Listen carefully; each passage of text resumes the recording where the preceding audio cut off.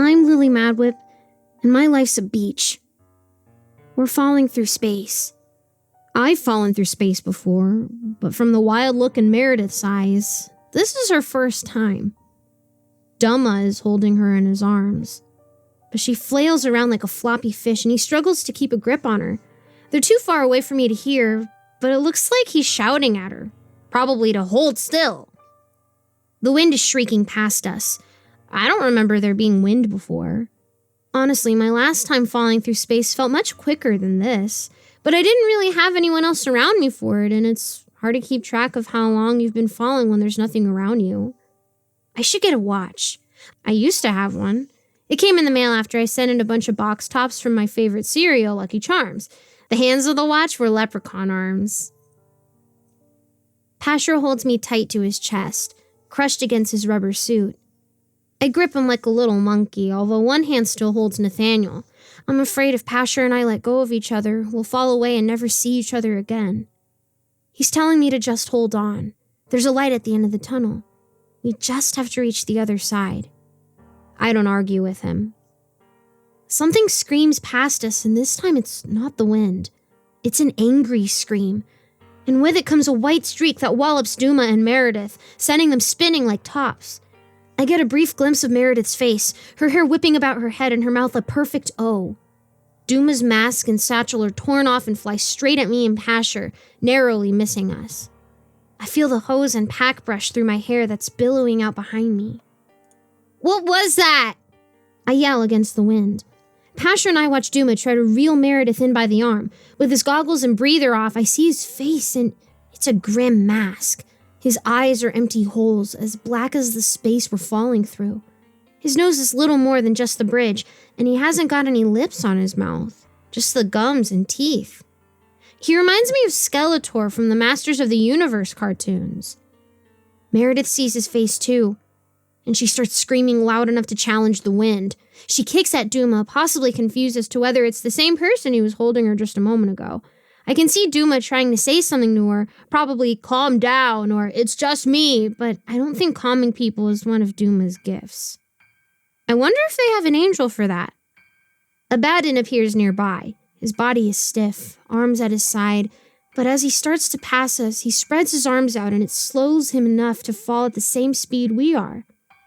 Are we even falling? Falling suggests there's an up and a down, and I don't know that there really is here. Maybe we're just in a big wind tunnel. Abaddon shouts something to Pasher, and Pasher nods. "Samuel," he whispers to me. I see it first. A dot of fire hurtling straight in our direction. The white streak burns through an empty void around us, this time aiming for Pasher and me.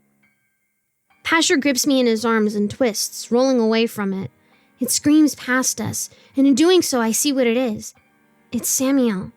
His face twisted in anger, his white suit shredded, and a massive pair of shiny metallic feathered wings come out of his back. We look at each other for that 1 second I can see him before Pasher's body moves between us, and then Samuel is gone, screeching into the blackness like one of those harpies I made back at the library. Maybe harpies are just female angels. Pasher pushes me from his chest, and I squeal in confusion. But just as his hands let go of me, I feel another pair grab me from behind. Abaddon. He's got me now. Pasher rolls away, and I see the back of his outfit has about 7 or 8 ragged tears going up it, exposing his back. Some dark liquid is running out of him. I don't know if angels can bleed, but it definitely looks like he's bleeding some sort of oil or something. Pasher! I reach out for him, but Abaddon clenches me tightly against him and tucks his chin into the top of my head. Be still. He'll be fine. But he can't protect you and himself at the same time. I see Duma and Meredith still struggling off in the distance. She's trying to kick him in his Skeletor face. I don't blame her. If I saw that pulling me toward it, I'd try to kick it in the face too. She gets some good solid heel bashes in, but he doesn't react to any of it. He just keeps trying to pull her close and clack his teeth at her. Samuel comes again, moving so fast he's just an angry blur of white claws again. I don't know how we're gonna get away from him when he can move like this. Pasha rips his goggles and mask off, tossing them away and where they quickly get sucked up by the void. He looks at me. I'm happy to say that he looks nothing like Duma with his creepy Skeletor face. Pasha looks like a normal person, but his skin is like a marble statue. His eyes burn with light like diamonds catching in the sun. When he looks at me, I have to shield my eyes. Things are kind of intense though, and I end up punching myself in the face. It probably looks pretty stupid to him. Why is Lily punching herself in the face? I'm sure Roger would laugh. He used to make me punch myself in the face pretty regularly, and he'd go, "Why are you hitting yourself? Stop hitting yourself." A pair of golden wings rip out of Pasha's suit. They spread out wide behind him, slowing him like a parachute, and then Samuel slams into him, and the two of them become a flurry of arms and wings like a rubber band ball made out of people. I watch helplessly as they disappear into the darkness together. "He's going to be okay," Abaddon says. I don't know if he actually believes that, though. This is what Pasha does. It may not happen but once every few millennia, but the veil is his to defend. His and his alone. No matter how many times Samuel tries to tear it down from the inside. Skeletor finally gets Meredith back in his arms and leans in close, talking to her. I wish I knew what he was saying. From the look in Meredith's eyes, he's not exactly telling her anything comforting.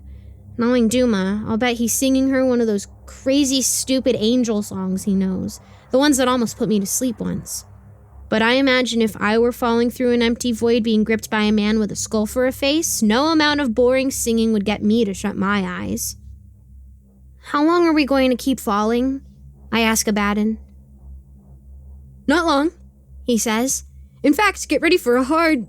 And then he's letting go of me and I slam into the earth at probably a gazillion miles per hour. Funny thing is, it only feels like hitting the ground when I fall out of bed. I mean, my bed is pretty high, but still. I had to have been going pretty fast, and yet I'm not the least bit dead. There's just a paff sound and loose sand sprays up around me, landing in my face. Ugh. This must be what meteors feel like when they don't burn up on entry. A second later, I hear another paff as Meredith makes her own small crater just off to my left. We lay there for a moment, utterly confused as to what just happened. Overhead, the sky is blue, and there's a sound of water and birds. I lift my head. We're lying on the beach by the ocean. At least it looks like the ocean. Ugh, and smells like the ocean. I think the ocean stinks so bad because it's like 50% whale pee. You know, whales must have to pee all the time. There's no way they don't. They're constantly drinking water. I have a glass of water before a car trip, and we're hitting every rest stop between home and Nana's house. Whales are drinking water like it's going out of style. They gotta be peeing constantly. That's one of the reasons I don't like going in the ocean. Whale pee. Well, sharks and whale pee. Angry sharks, because they're swimming in whale pee, getting it all in their eyes, and they can't even blink. My head hurts, Meredith says. At least it's still attached to your neck, I point out. I shake the sand out of my face, but there's sand up the back of my shirt, too. I hate that. It'd be fine if it stayed up there, but it doesn't stay up there. It always falls down the back of my pants. Ugh. I reach up and brush it out before sitting up, but I can still feel some in my butt crack. Meredith is laying flat on her back, making a sand angel with her arms and legs. Where are we? She asks. Is this heaven? Heaven doesn't leave you with sand in your butt crack. I mean, maybe it does, but that doesn't seem like my idea of heaven. It's a beach. Oh, Meredith points up. Look, there's a hole up in the sky. She's right. There's a big, crooked hole in the sky. It looks like a jagged wound. I'm pretty sure we just fell out of it. Inside it is the emptiness of the veil. Outside it, clouds drift lazily by as clouds do. Sometimes I wish I was a cloud, just floating around in the sky and looking down at everything and everybody. If I saw Lisa Welch, I'd rain on her. Then I'd go to sleep up in the mountains where clouds go when they're tired. Sometimes clouds don't make it to the mountains, especially out west where there aren't many mountains, and then they go to sleep on the ground, and that's when you get fog. I sit up and look around. The beach has lots of driftwood and seagulls. There's one seagull in particular who's eyeing us and doing some sort of seagull dance on the sand. It's leaving seagull footy prints all over the place. I wonder if it's tapping its feet in Morse code or trying to spell something with its footy prints, but I'm probably giving it more credit than it deserves. It's just a seagull. I'll probably learn someday that it was spelling hello. Meredith rolls over and tries to brush off her back. I got sand all over me. That's what happens when you lay on a beach. She gets up and tries to shake it off like a dog. I look away to keep some of it from getting in my eyes and mouth. Abaddon and Duma are nowhere to be seen. Did they just drop us by the ocean and leave? Well, that kind of seems like something Duma might do. But it's hard to believe Pasher would just leave me with someone who just drops me and leaves. Abaddon? I call. A seagull answers. I don't think it's Abaddon, though. I look at it for a moment to see if it does anything angelic. But it just starts pecking at some white goop on the ground. I don't know Abaddon that well, but I don't think he would eat goop. They went back to help Pasher, Nathaniel says through his totem. I look at it. It stares at me with its melted face. They're inside the veil. The tear needs to be mended from there. They can't patch it from your side. That's like trying to sew a bullet wound shut from inside the hole. Can't I fix it? I ask. I'm the one who tore it. I can hear him chuckle. You're a knife, not a stapler. Right. Just wait where you are. Jophiel is on the way to fetch you both. He goes quiet. I shake him to see if he's got more to say, but I don't think he actually feels it wherever he is. Meredith crawls over to me, shivering a little. Can I have Barbie back? Oh yeah, of course. I hand her dolly and feel immediately colder. I haven't noticed how cold it was on the beach before. Meredith stops shivering and sighs. The big, ragged hole in the sky overhead looks a little smaller now. I can't tell if it actually is smaller or just further away. It's a bit dizzying to look at since it kind of overlaps everything like a rip in a movie screen. One of the nearby clouds gets sucked up into the tear like dust bunnies into a vacuum cleaner as it drifts over the water. Where are we? Meredith asks. I have no idea, so I just shrug. If I had his totem on me and he was at his station instead of inside the veil, he could tell me exactly where we were. Meredith puts a hand over her eyes. Oh, look! Maybe that's one of the angels! I turn and see something dark and human-looking tumble out of the sky hole. It doesn't make a sound, just falls into the water with a splash. Seconds later, another dark something falls out of the sky hole with an even larger splash into the ocean. Then the hole seems to just zip up like a pair of pants and the sky is empty. Minus one cloud. Poor cloud. Something in my tummy feels like when you find a pile of stinky garbage behind the grocery store and pick up a candy bar wrapper only to have a gazillion cockroaches scuttle out. I don't think those were angels, I say. Meredith gets up and brushes herself off just as one of the things breaches the surface of the water. It's shiny and wet, which is kind of obvious since it's in the ocean. I can't make out much beyond that, but the bad feeling in my stomach grows by about 5 pounds. Meredith takes a step back. No, that is not an angel. That's good enough for me. Hide. I don't know if these things have seen us yet, but there isn't a whole lot of use for hiding here on the beach. I almost consider just digging a hole in the sand and crawling in it, but my Uncle George has this cabin in the woods by a lake, and we used to go up and stay with him and my aunt and cousin Susie. Whenever we visited before Susie got run over by a boat, I would play on the beach and dig huts in the sand and put my little toy Yodas and Jawas in the huts. But then I'd get called in for lunch and the water would wash the huts flat and I'd never find the Jawas and Yodas again. I spent way too many days digging for Jawas and Yodas. The last thing I want is to dig a Jawa hole for myself and get buried alive at this beach. Meredith runs off and squats in the tall grass at the edge of the beach. I can see the heads of her furry bunny slippers sticking out. The things from the veil might see them and munch on them thinking they're real bunnies. That would be bad. I run over and drop to my tummy beside her. Your bunnies are showing, I hiss. Get down like me. We lie in the tall grass together just as the first thing comes lumbering out of the water. It looks like a person who is trapped in a house fire with crispy black skin. It almost reminds me of Officer Flowers, after Meredith burned her alive, or when my aunt left the turkey in the oven on the wrong setting one Thanksgiving. Thinking about turkey makes me kind of hungry, but at the same time, looking at this crispy guy with his turkey-like skin makes my cockroaches in my tummy scamper even harder. The crispy shambles up the beach like a zombie in a bad horror movie. Its body is lean and bony, and I wonder if it's just as hungry as I am. I don't think it would like any turkey, though. I bet its diet consists of little girls. Behind it, the second rises up out of the water, equally charred and black. Their faces are blank like Halloween masks, no eyes that I can see, just smooth, crispy turkey skin. And mouths, of course, because if it's going to be frightening, it's gotta have a mouth it can eat you with. "What are they?" Meredith whispers. I put a finger to my mouth, but don't say shh, because I'm hoping the finger signal is enough.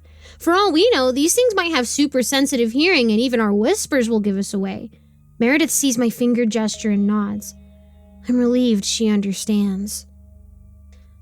Suddenly, I hear crunching and shuffling nearby, followed by someone's voice. "Whoa, dude, what happened to that guy?" A couple of young men are standing just off to the side of where Meredith and I are hiding on our tummies. They're wearing wetsuits and carrying surfboards. One is a surfboard with a crazy cartoon of a shark eating a guy. That seems like a bad omen if you're a surfer. Kind of like painting flames on the wings of a plane. I already don't like to fly, but if you had told me I had to ride on a plane with flames on its wings, I'd tell you to go jump in the lake. "Look, dude, there's two of them," says the other surfer, pulling his sunglasses off.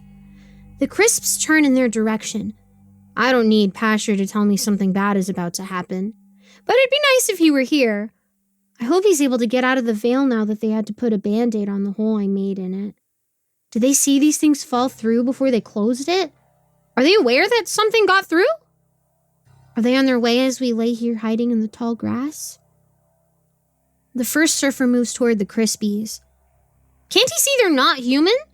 I mean, they look human-ish, but humans got eyes and the Crisps don't got eyes. "Are you two okay?" he asks. Maybe he just genuinely can't see because his brown hair is so shaggy and it hangs down in his eyes. They're gonna write it on his tombstone. Died of shagginess. Rip Shaggy. The Crispies shamble forward. One of them raises its burnt, blackened hand and points at its face like it's trying to communicate. The other hunches over and starts to act like it's in pain, clutching its side and shuffling awkwardly. If Pasher was here, he'd tell me it was a trick, or rather a ruse, as he calls them. Magicians perform tricks. Monsters do ruses. That's how I remember what the difference is. If you're ever unsure whether you're dealing with a magician or a monster, just ask yourself if it pulls rabbits out of its hat, that's a magician, or it acts like it's harmless when it's actually not, that's probably a monster. Of course, I know a certain magician who is also a monster. I want to yell at the two guys to run, but the Crisps don't know Meredith and I are here, and I'm keeping it that way. I'm pretty sure they came after us. Meredith looks at me with her one good eye and makes a gesture I don't recognize with her shoulders. Kind of a shrug mixed with a head roll. I have no idea who taught her silent gestures. She needs to retake that class, I think. I respond with another finger shush. She turns back to the Crisps and shakes her head.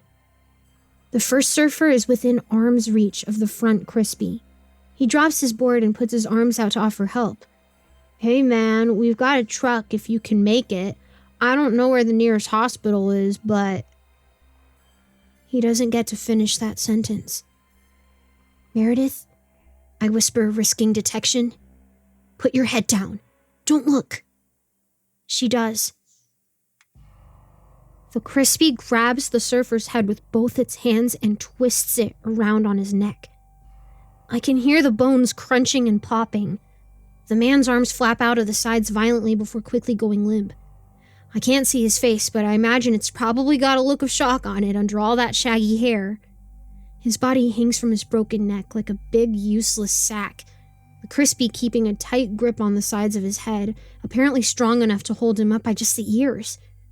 My Uncle George used to tease Roger and me by threatening to pick us up by the ears. He'd grab our ears in his hands and start to pull and tell us, "You better hang on or I'm going to rip 'em off." And then we'd grab his wrists and hold on and he'd pick us up. I think really we were holding ourselves up, but for the longest time I was convinced he would carry us around by the ears. "Holy shoot!"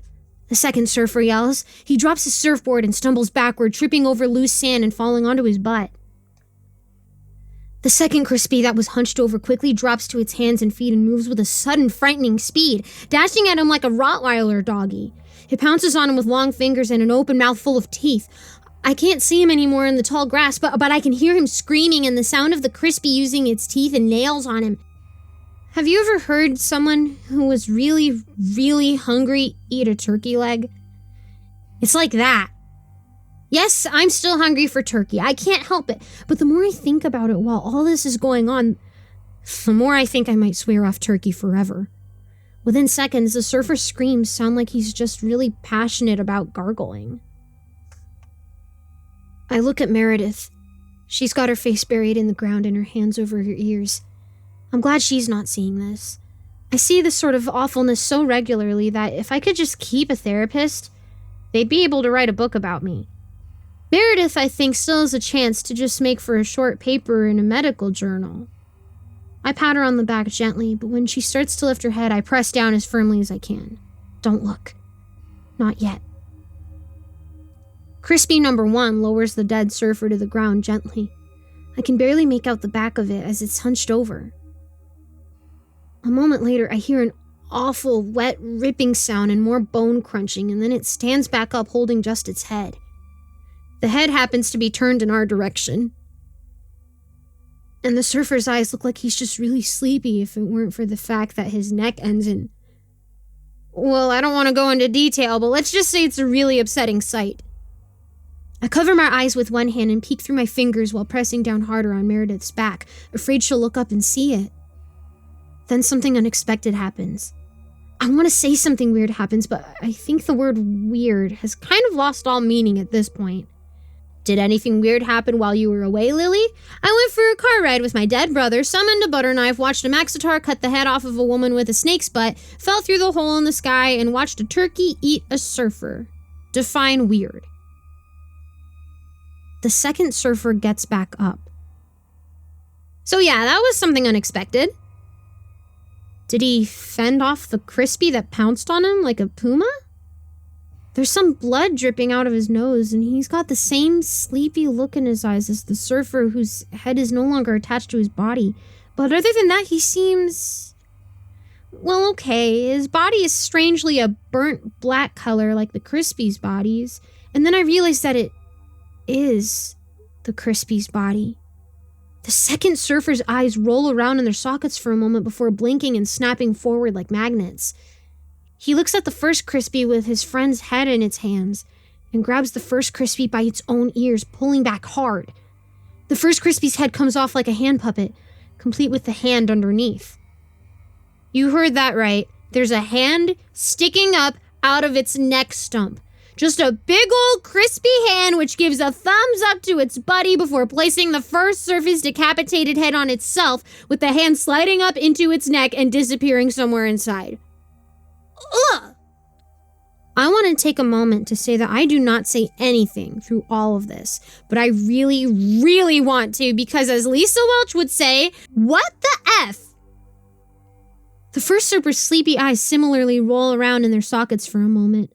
I imagine the hand inside the head is tugging at the cords and things like a puppeteer or something, getting everything adjusted until snap. The eyes spring forward, blink, and then turn to look at his buddy and nods. Both Crispies drop down out of sight, leaving me really tense for a moment as all I can hear is them moving about in the grass. The first one stands up finally after a couple minutes, now wearing the dead surfer's wetsuit, which it zips up. The second Crispy reappears a moment later, also dressed in its surfer's clothes. I try not to think about the two naked, headless corpses lying somewhere very close to where Meredith and I are. "Ralvi," says Crispy number 1, now fully disguised as the surfer. It seems to have trouble working the surfer's tongue and lips, just moving the jaw up and down. Crispy number 2 seems to understand it nonetheless and bends over, gathering up the remains of the surfer it's wearing and throwing them over its shoulder. I make the mistake of continuing to watch this horror show and get a good view of what's left of the second surfer's neck. I stop covering my eyes and cover my mouth instead, quickly looking away. I can feel the cockroaches in my tummy trying to work their way up and out. "Urgh," is the last thing I hear the Crispies say as they shuffle away. I don't know where they're going, but I am pretty sure they're on the hunt for Meredith and me. After 2 minutes of just the ocean waves and wind blowing through the grass, I finally take my hand off Meredith's back. She uncovers her ears and looks up. Are they gone?" she whispers. "I don't know," I admit. "Stay here and I'll take a look." She hugs her knees to her chest and curls into a ball like a pill bug. I sit up and peek over the top of the grass. No monsters in sight. I feel like at any moment they're going to suddenly leap out of somewhere and yell, "Gotcha!" Or at least as close to that as they can without using their tongues, and the next thing I know, I'll be looking at Meredith from atop a new burnt turkey body. I don't want to have a hand up inside my head. I don't want to be dead. Considering what Pasher says being dead is like, I wonder which part of you your soul stays in if someone dismembers you. Jeez, I can't stop my own hands from shaking. Pasher, where are you? I crouch back down. Meredith has the same expression I imagine is on my face. I don't see anything, I tell her. But we need to wait here and just be quiet. Someone is coming. Who? An angel. I forgot his name. The one who took Lisa Welch. I wish he'd left Lisa and taken Meredith and me instead. Lisa seemed happy surrounded by Hecate's weirdos. She could stay there in the Vale annoying Samuel until he twisted her head off and let her Crispy wear her like a hat. We sit there together in the high grass, huddled close and waiting to either be found or murdered or found and rescued. I hug Meredith because she's warm. Extra warm since she's got her totem on her. Something tells me, though, that even her gift wouldn't have been any use against the Crispies. So, Meredith says softly, this has been quite an adventure. I nod. Welcome back to my life. You wouldn't believe what's been happening in it. Oh? She cocks her head. What? Well, it all started when I noticed I was getting followed by this big black dog.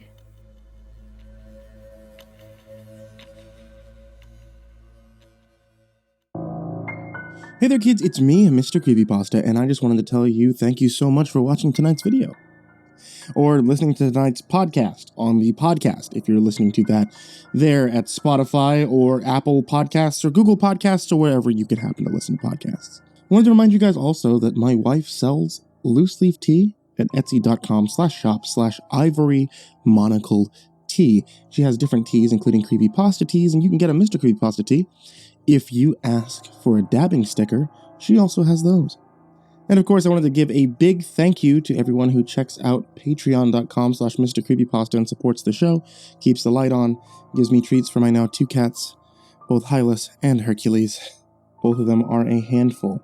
And especially a big thank you to Saha, Jordan Alexander Sanchez, Mazikeen, Ken Lando Higuchi, Chompski, Nico kaeo, Tristain Pelton, Stephen VanHuss, Chance Burnett, Diana Kraus, G. Weevil 3, TheRedOakShieldVirus, Hades' Nephew, Carter Barenfanger, Dr. Strawberry, Jordan Wayne Deckard, Bradney Leipe, The Government Monitoring System, Anne Charron, rumblefox, AcidSystem, Mike Bullock, Rafael Rodriguez, Dan Sweet, Mad Marstomp, Prozac and Pancake Appreciation Society, Sean Mills, Brian Arce, Cryptic Nightmares, Shadow Morningstar, Somber Puppet, Brianna Wright, Someone You Love, Said the King 56, Bad Honey, S-Man, Kiri the Sloth, Patrick Schoolmeister, Thomas Burgett, Barbara Maceo, Bobby Carmen, Liam Newman, The Homeless Bird 93, Sky Harbor, Caleb Dougal, Last Blade Song, Eliminator 86, The Ginger Bros, Aaron Stormcrow, and Corey X Kenshin. A big thank you to all of you guys and everybody down there in the description. I really can't thank you guys enough for supporting the show.